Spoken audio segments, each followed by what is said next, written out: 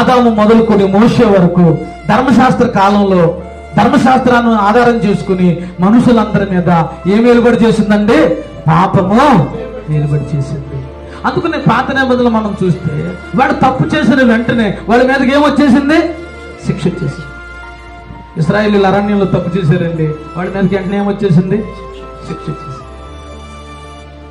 దావీదు తప్పు చేశాడండి, ఆయన మీదకి ఆయన కుటుంబం మీదకి ఏమొచ్చేసింది? శిక్ష ఇచ్చేసింది. ఇప్పుడు కొత్త నిబంధనకు వద్దాం.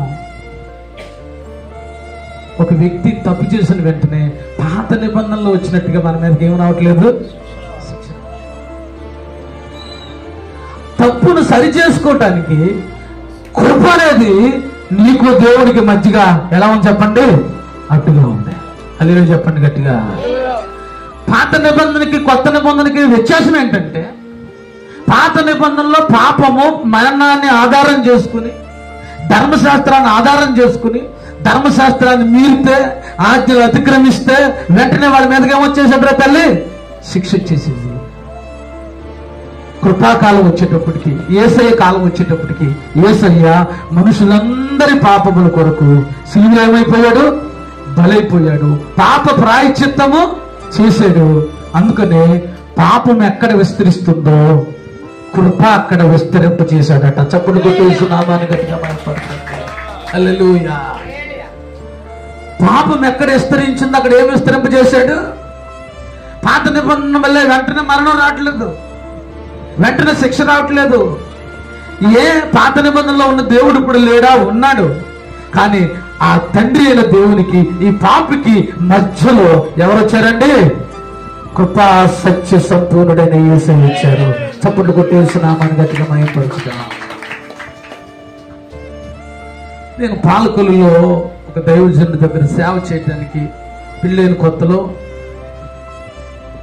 పాస్టమ్మ గారి యొక్క పాస్టర్ గారు మమ్మల్ని అక్కడికి పంపించారు. అక్కడికి వెళ్ళి సేవ చేయండి, ఆయనకి 3 సంఘాలు ఉన్నాయి, ఒక సంఘం మీకు అప్పచెప్తారంట, వెళ్ళండి అంటే వెళ్ళాము. మేము ఆయన కూడా ఒకరోజు ఆత్రేయపురం దగ్గర ఆ ఒక ప్రాంతంలో ఒక మీటింగ్కి వెళ్ళాం. అన్ని జిల్లాల మధ్యలో ఒక పాస్టర్ గారు సేవ చేస్తున్నారు. ఆ తర్వాత కాలంలో ఆ పాస్టర్ గారు శోధనలో పడి ఒక తప్పు చేసి ఎక్కడికో వెళ్ళిపోయాడు. అయితే పాత నిబంధన ప్రకారంగా అయితే ఇప్పుడు ఏం జరగలేదు తెలుసా? ఆ ఇంటి వారు సేవ చేయడానికి కానీ ఆ ఇంటి వారి మీద కూడా ఏమొస్తుంది? శ్రమ వస్తుంది. కానీ అద్భుతమైన సంగతి ఏంటో తెలుసా? పాస్టర్ గారు తప్పు చేసిన అదే స్థలంలో నిలబడి మంచి సంఘం కట్టి పిల్లలను చక్కగా చదివించుకొని ఈరోజు ఒక మంచి సేవ ఆవిడ చేస్తుందండి. చప్పులు కొట్టేసి నామాన్ని గట్టిగా భయపడచ్చు. అంటే దేవుని కృపలో నుండి ఆ పాస్టర్ గారు తొలగిపోయారు, కానీ దేవుని కృప పాస్టమ్మ గారి మీద నుండి పిల్లల మీద నుండి దేవుని కృప తొలగి. అదే పాత నిబంధన కాలంలో అయితే అనుకోండి, తండ్రి తప్పు చేస్తే ఆ కుటుంబం మీద కూడా ఏమొచ్చేసేది? కొత్త నిబంధన కాలం వచ్చేటప్పటికి పాపికి దేవునికి మధ్యలో ఏమంటే వచ్చిందండి? కృపట్టు వచ్చింది. అందుకు నేను నీ జీవితంలో నా జీవితంలో చాలా విషయాల్లో మనం తప్పిపోయినా దేవుడు ఇంకా మన మీద ఏం చూపెడుతున్నాడు తల్లి? కృప చూపి. ఈ కృప చూపించేది ఎందుకు?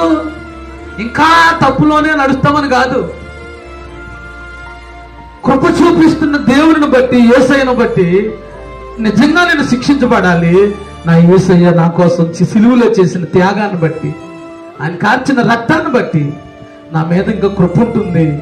నేను ఎన్నిసార్లు తప్పిపోయినా పడిపోయినా నా ప్రభు ఇంకా నన్ను క్షమిస్తున్నాడు, లేవనెత్తుతున్నాడు అని పశ్చాత్తాపడి పాపానికి దూరంగా జీవిస్తూ, పాపాన్ని జయిస్తూ, కృపచేత బలపరచబడి దేవునికి ఇష్టురాలుగా నువ్వు జీవించడానికి దేవుడు నీకు నాకు ఏమిస్తున్నాడు తల్లి? కృపనిస్తున్నాడు, అవకాశము ఇస్తున్నాడు. అందుకని యోహాను సువార్త, యోహాను పత్రిక 2వ అధ్యాయం, యోహాను పత్రిక 2వ అధ్యాయము 1వ వచనంలో దేవుని వాక్యం ఏమని చెప్తుంది? యోహాను రాసిన పత్రిక 2వ అధ్యాయం 1వ వచనం, నా చిన్నపిల్లలారా మీరు పాపము చేయకుండాటకై ఈ సంగతులను మీకు రాయిచున్నాను. ఎవడైనా నువ్వు పాపం చేసిన యెడల నీతిమంతుడని యేసుక్రీస్తు అని ఉత్తరవాది తండ్రి యొద్ద మనకు ఉన్నాడు. ఆయనే మన పాపములకు శాంతికరమై ఉన్నాడు. హల్లెలూయా చెప్పండి గట్టిగా. ఇంకొక మంచి మాట, మన పాపముల కోసం మాత్రమే, మన పాపముల కోసం మాత్రమే కాదు, అబ్బబ్బా, సర్వలోకంలో ఉన్న మనుషులందరి పాపముల కొరకు క్రీస్తే ప్రాయశ్చిత్తమై ఉన్నాడు.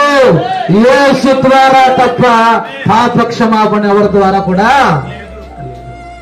సర్వలోకానికి క్రీస్తు రక్తమే పాప ప్రాయశ్చిత్తం చేస్తుంది అంటున్నాడు. నా చిన్న పిల్లారా, మళ్ళందరినీ ఏమంటున్నాడమ్మా తల్లి?